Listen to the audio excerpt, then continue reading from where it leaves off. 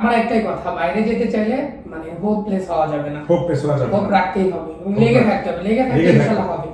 আসসালামু আলাইকুম দর্শক, আজকে আপনাদের সামনে দুইজন প্রতিভাবান স্টুডেন্টকে হাজির করতে পেরেছি।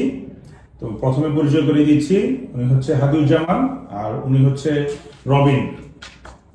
হাদি যাচ্ছে অস্ট্রেলিয়াতে মাস্টার্স করতে নাকি, আর রবিন যাচ্ছে কানাডাতে, সেও আর একটা মাস্টার্স করতে যাচ্ছে। রবিন এটা এমবিএ নাকি? এমবিএ। আচ্ছা, আগে রবিন থেকে জানতে চাই, রবিন আপনি কানাডায় বেছে নিয়েছেন? জি। কানাডাতে ইউনিভার্সিটি কোনটা আপনার?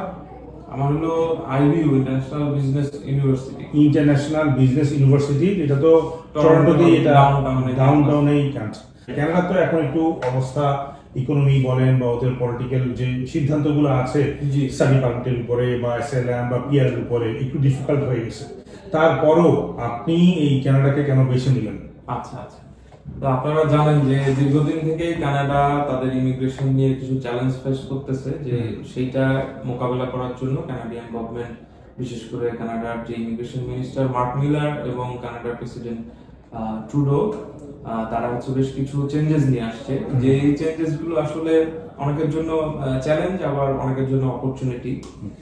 সো আপনারা জানেন যে ওইখানে শর্ট টার্ম কোর্সের ক্ষেত্রে ওয়ার্ক পারমিটটা ইস্যু তারা করতেছে না, এবং আন্ডারগ্রেড লেভেলে মানে যারা গ্রাজুয়েশন করতে যাচ্ছে তারা স্পাউস নিয়ে যেতে পারবে না। তাহলে মনে করছেন যে এটা যারা মাস্টার্স করতে যাচ্ছে, মানে জেনুইন যারা স্টুডেন্ট, তাদের জন্য এটা একটা অপরচুনিটি। যারা এসএলএম করার চিন্তা ভাবনা নিয়ে গিয়েছিল, বিশেষ করে টিআরভি বা ভিজিট ভিসা, তারা আসলে গ্র্যাজুয়ালি এখন বের হয়ে যাচ্ছে। সুতরাং যারা জেনুইনলি ওখানে যাচ্ছে পড়াশোনা করার জন্য, বা যে লিগ্যাল ওয়েতে যারা পিআর পাচ্ছা বেছে নিবে, তাদের জন্য এখন মোটামুটি একটা সম্ভাবনা দুয়ার খুলতে যাচ্ছে। আপনি এটা চিন্তা করছেন? আচ্ছা, আমরা হোপ ফর বেস্ট। আচ্ছা, এখন আসি একটু হাদির কাছে।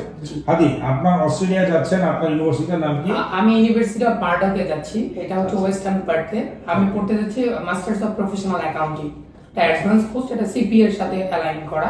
আপনার এটা কত বছরের জন্য কোর্সটা? কোর্সটা হচ্ছে 2 বছরের জন্য আমার কোর্সটা। 2 বছর। আপনার খরচ হবে কেমন টোটাল, মানে টিউশন ফিটা কত ওদের? আফটার স্কলারশিপ আপনার অলমোস্ট 120k ওয়ার্ড যাবে। 120k টোটাল টিউশন ফিটা কত? আপনার টোটাল টিউশন ফি ছিল 1,96,000 ওয়াট। থেকে আপনি স্কলারশিপ কতটুকু? 35% স্কলারশিপ পেয়েছেন। সো আপনার এখন খরচ নেমে আসছে 1,20,25 এর কাছাকাছি। বেসিক্যালি অস্ট্রেলিয়া যাওয়ার আমার প্রথম রিজনটা হচ্ছে অস্ট্রেলিয়া অন্য কান্ট্রি থেকে একটু আপনার ইনকামের অপরচুনিটিসটা অন্য কান্ট্রি থেকে একটু বেশি। সো যারা মাস্টার্স প্রোগ্রামে যায় তাদের সাথে স্পাউস গেলে ইনকাম অপরচুনিটিস আরো বেশি বেড়ে যায়। ইউএসএ তে ইউজুয়ালি স্পাউসরা লিগ্যালি কাজ করতে পারে না, তো কিন্তু এটা কানাডাতে পারে, অস্ট্রেলিয়াতেও পারে। পড়ালেখা করতে যাচ্ছেন তো আপনি? আমি পড়তে যাচ্ছি। আর আপনার স্পাউসও তো যাচ্ছে? সে কি ওয়ার্ক পারমিট নিয়ে যাচ্ছে না উনি আরেকটা? ওয়ার্ক পারমিট নিয়ে যাচ্ছে, আমার ডিপেন্ডেন্ট হয়ে যাচ্ছে। রবিনের প্ল্যানটা কি? আপনার স্পাউস বা আপনার ফ্যামিলিকে কবে নিবেন? আমার প্ল্যানটা হচ্ছে যে ওখানে গিয়ে হচ্ছে যে ফ্যামিলির জন্য ভিসা অ্যাপ্লাই করা, কারণ জানেন যে এখন কানাডা চাচ্ছে যে যেন লোক কম আসে, তো ফ্যামিলি নিয়ে অ্যাপ্লাই করতে গেলে এখানে রিজেক্ট হওয়ার চান্সটা একটু বেশি থাকতো। সাথে তারা বুঝে নিত যে ফ্যামিলি নিয়ে গেলে মানে সে দেশে ব্যাক করবে না, এবং মানে আপনি একটা টাই আপ দেখিয়েছেন যে স্ট্রং কান্ট্রি টাই আপ দেখানো খুব প্রয়োজন। এই কারণে আসলে আমাকে সাজেশনটা দিয়েছিল একজন রেগুলেটেড ইমিগ্রেশন, মানে আপনি আরসিআইসি এর মাধ্যমে ফাইলটা সাবমিট করেছেন, এটা ভালো করছেন। আচ্ছা, এখন উনি আপনাকে যে সাজেশনটা দিয়েছে, যে মরাল সাপোর্টের যে বিষয়টা, ওটা আমাদেরকে একটু ক্লিয়ার করবেন সংক্ষিপ্তভাবে। আপনারা জানেন যে ফার্স্ট ওয়ার্ল্ডের কান্ট্রি লাইক কানাডা, অস্ট্রেলিয়া, এখানে তারা হচ্ছে যে মেন্টাল হেলথ কে খুব প্রায়োরিটি দেয়। ওইখানে গিয়ে ধরেন যে যদি মেন্টাল সাপোর্টের জন্য ফ্যামিলিকে পাশের প্রয়োজন, এই গ্রাউন্ডে যদি স্পাউস নিয়ে অ্যাপ্লাই করা যায় ওখানে যাওয়ার পরে, তাহলে ওইটা অনেক ইজি হয়। একটা সেমিস্টার পড়াশোনা শেষ করে তখন হচ্ছে যে অ্যাপ্লাই করে হয়তো তারপরে প্রসেস হইতে আরো 1-2 মাস। এক সেমিস্টার মানে কি 3 মাস না 4 মাস? 4 মাস। সো আপনি 4 মাস পরে অ্যাপ্লাই করতে চাচ্ছেন। আচ্ছা, আপনার মোট কতদিন লেগেছিল? ধরেন আপনি যখন স্টাডি পারমিটের অ্যাপ্লাই করলেন, তো আপনার টোটাল সময় কতটুকু লাগলো? স্টাডি পারমিট অ্যাপ্লাই করার পরে হচ্ছে যে ফিঙ্গারপ্রিন্ট দিয়ে তারপরে আমার মাত্র 5টা ওয়ার্কিং ডের ভিতরে আমার ভিসার অ্যাকসেপ্টেন্স চলে আসে।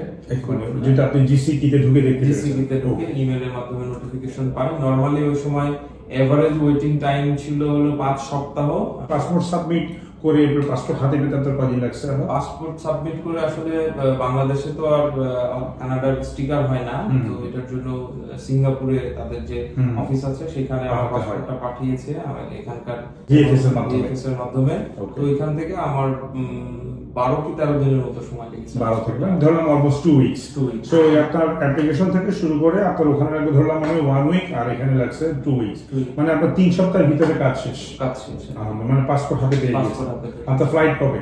আমার ফ্লাইট হচ্ছে 26 তারিখ ভোরবেলা। 26 তারিখ ভোরবেলা, মানে 26শে ডিসেম্বর বাংলাদেশ থেকে আপনি ফ্লাই করছেন। আর হাদির কবে? আমি 27 তারিখ যাব। ও, দুজন পর, একদিন পর পর। তো আমি দুজন সহকর্মী হারাচ্ছি, আমার খুব প্রিয় দুজন সহকর্মী, তারা চলে যাচ্ছে আলহামদুলিল্লাহ।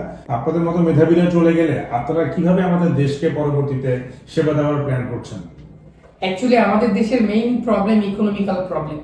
সো আমরা বাইরে গিয়ে যদি আমরা ভালো কোনো পজিশনে যেতে পারি, ডেফিনেটলি কান্ট্রির জন্য ভালো হবে, কারণ আমরা বড় অ্যামাউন্টের যখন রেমিটেন্স পাঠাবো তখনই ইকোনমিক্যালি আমাদের ডেভেলপমেন্টটা বেশি হবে। ইকোনমিক্যাল সাপোর্টটাই বড় আমাদের দেশের এই মুহূর্তে। মানে আপনি ওখান থেকে রেমিটেন্স পাঠানোর কথা বলছেন। রবিনও কি একই রকম ধারণা? হ্যাঁ, এটা হচ্ছে যে মানে আমাদের মতো যে কান্ট্রি যাদের হাই, মানে মানুষের ডেনসিটি অনেক হাই, মানে পার স্কয়ার ফিটে অনেক বেশি মানুষ বাস করে, অনেকে হচ্ছে যে অনেক জনসংখ্যাকে লায়াবিলিটিস মনে করে, বাট আমি মনে করি যে লায়াবিলিটি ইজ রিসোর্স ইউজ করে আমরা প্রচুর এক্সপোর্ট ওরিয়েন্টেড ইন্ডাস্ট্রি গড়ে তুলতে পারি। আপনারা যদি আবার কখনো এমন হয় যে যদি দেশে যদি দেখেন যে ফেরত আসার জন্য একটা অবকাঠামো তৈরি হয়েছে, তখন কি আপনারা আসবেন দেশকে সেবা দিতে? ডেফিনেটলি আসবেন। রবিন, আমাদের উদ্দেশ্য হচ্ছে গ্লোবাল সিটিজেন হওয়া। আমরা নিজেদেরকে একটা দেশের গণ্ডিতে কেন ধরে রাখবো? এক্স্যাক্টলি। সো একটা ধরেন যে এরকম ফার্স্ট ওয়ার্ল্ড কান্ট্রির সিটিজেন হতে পারলে পুরো ওয়ার্ল্ড আমাদের জন্য অ্যাক্সেসিবল হয়ে যাবে। সো ওই প্রেক্ষিতে ধরেন যে ইউ নেভার নোজ, আবার দেশে ব্যাক করতেও পারি। বেশ কূটনৈতিক একটা অ্যানসার দিলেন, ভালো। আচ্ছা আচ্ছা, এখন আপনি আইবিইউ তে আপনার সাবজেক্টটা কি রবিন? আমার সাবজেক্ট হলো টেকনোলজি, ইনোভেশন, এন্টারপ্রেনারশিপ। জব ডিমান্ডও হাই। আপনার টোটাল খরচ কত পড়ছে? কানাডিয়ান ডলারে আসলে টিউশন ফি ওইখানে হচ্ছে যে 37,000 ক্যাড পড়ছে। আমরা আশা করি ইনশাআল্লাহ আপনি যে ক্যালকুলেশন করেছেন যে না ওখানে চ্যালেঞ্জও বেশি আবার অপরচুনিটিও বেশি, এবং ডাউনটাউনে যেহেতু ক্যাম্পাস, আপনার ইচ্ছা হচ্ছে গিয়ে ক্যাম্পাসের আশেপাশে থেকেই আপনার জব অপরচুনিটি সার্চ করা। আল্লাহ আপনাকে কামিয়াবি করুক। হাদি, আপনার জন্য শুভকামনা। অ্যাপ্লিকেশন করে ওদের আইবিইউ থেকে আপনার অফার লেটার পেয়ে, ফাইনাল অ্যাপ্রুভাল লেটার পেতে আপনার কতদিন লেগেছে? আইবিইউ থেকে আসলে অ্যাপ্লাই করার 14 দিনের ভিতরে প্রি অফার লেটার পাই। প্রি অফার লেটারের পরে 30 দিন মেয়াদ থাকে হচ্ছে যে ফার্স্ট সেমিস্টারে টিউশন ফি ডিপোজিট করা। এটার জন্য অ্যাপ্লিকেশন করার জন্য কোনো খরচ লাগে না, শুধুমাত্র প্রি অফার পাইলে টিউশন ফি ডিপোজিট করলে ওরা হচ্ছে আপনি এখানে টিউশন ফি মানে প্রথম ইয়েটা কতটুকু পাঠানো লাগছে ওদের? ফার্স্ট সেমিস্টারে টিউশন ফি 8,660 ক্যাড। 8,660 ক্যাডের মতো আপনি এখান থেকে এটা কি স্টুডেন্ট ফাইল ওপেন করে তারপরে পাঠিয়েছেন? ওকে। আর হাদি, আপনার অস্ট্রেলিয়ার প্রসেসটা কি? অ্যাকচুয়ালি অস্ট্রেলিয়াতে আমি 3টা সেমিস্টার থেকে, মানে প্রিভিয়াসলি 3টা সেমিস্টার আমি ট্রাই করতেছি। আমার ডাবল মাস্টার্স থাকার কারণে আমি লাস্ট 2টা সেমিস্টার আমি যেতে পারি না। আচ্ছা। তো মার্ডোকে যখন আমি অ্যাপ্লাই করি, আমি আসলে আমার হোপলেস হয়ে গিয়েছিলাম যে আমি আসলে যাব না অস্ট্রেলিয়ায় এক প্রকার। পরে মার্ডোকে অ্যাপ্লাই করার আমার অলমোস্ট 10 ডেজ ওয়ার্কিং ডেজ পরে আমি মানে কন্ডিশনাল অফার লেটার পাই। আচ্ছা। তো অস্ট্রেলিয়াতে একটা প্রবলেম হচ্ছে কন্ডিশনাল অফার লেটার অনেকগুলো কন্ডিশন দেওয়া থাকে। এখানে আপনার ফিনান্সিয়াল ডকুমেন্ট থেকে শুরু করে মানে সব ব্যাংক ভেরিফিকেশন সব কন্ডিশনাল অফার লেটার দেওয়ার পরে সাবমিট করার পরে ফাইনাল অফার লেটার দেয়। আচ্ছা, একটু কমপ্লেক্স, কানাডার তুলনায় একটু কমপ্লেক্স, মানে একটু লেন্দি। কন্ডিশনাল অফার লেটার দেওয়ার পরে এই সব ডকুমেন্ট সাবমিট করার পরে অলমোস্ট 2 মান্থ মতো লাগছে আমার ফাইনাল অফার লেটার পাই। এরপরে ফাইনাল অফার লেটারের পরে আমি টিউশন ফিসটা পাঠিয়েছি। টিউশন ফি কত পাঠানো? আমি টিউশন $18,192 পাঠিয়েছি। যারা আসলে জেনুইনলি এরকম বাইরে পড়াশোনা করতে যেতে চায় তাদের উদ্দেশ্যে যদি হাদি আগে কিছু বলেন। আমার কথা হচ্ছে যে আমি যেহেতু 3টা সেমিস্টার ধরে ট্রাই করতেছি, আর আমরা তো একটা ছোটখাটো একটা প্রফেশনে আছি, সো জবের মানে প্রেশার নিয়েও বাসায় যে মানে হোপলেস হই নাই। একটা পর্যায়ে আমার মনে হয়েছে যে যেতে পারবো না হয়তো, তারপরেও আমি চিন্তা করতাম যে আমি যাব বাইরে। যখন আমি প্ল্যান করছি যাবো, লেগে থাকতে হবে, মানে লেগে না থাকলে আসলে হবে না।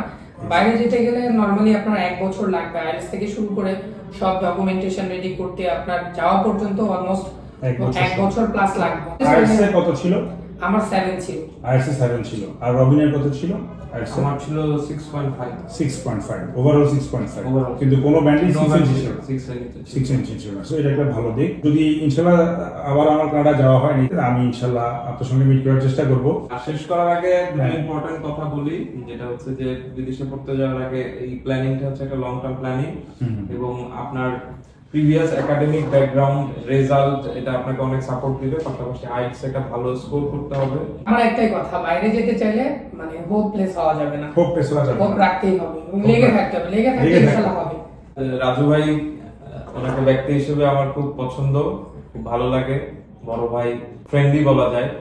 উনি আসলে এমন ভাবে মেশে ওই দূরত্বটা আসলে থাকে না। তো উনি অনেক ইনফরমেটিভ ভিডিও তৈরি করে আপনাদের জন্য। তো ওনার চ্যানেল অবশ্যই আপনারা বেশি বেশি করে লাইক, কমেন্ট এবং শেয়ার করবেন। আমরা চাই আরো বিস্তর পরিবেশে উনি আরো অনেক ইনফরমেটিভ ভিডিও বানাক, এই জন্য আপনারা তাকে ইন্সপায়ার করবেন। ধন্যবাদ। ধন্যবাদ সবাইকে, ধন্যবাদ। আসসালামু আলাইকুম। আসসালামু আলাইকুম।